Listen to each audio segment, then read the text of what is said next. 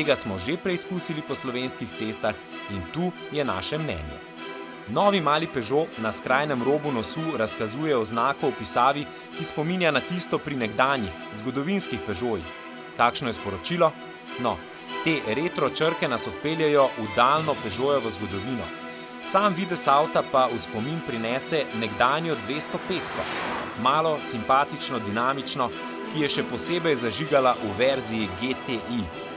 In novi 208 je že v tej osnovni verziji nagrada za mimoidoče. Tako impozantnih avtomobilov pač na trgu ni veliko. Pika. Vizualno navdušenje se nadaljuje v kabini. 3D merilniki so preprosto kul, prav tako mali volanski obroč in retro kovinska stikala na sredinski konzoli.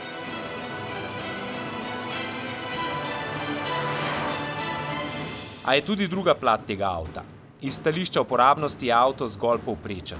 V vseh pogledih dovolj za nezahtevnega, avtomobilski gurmani pa bodo ostali hladni.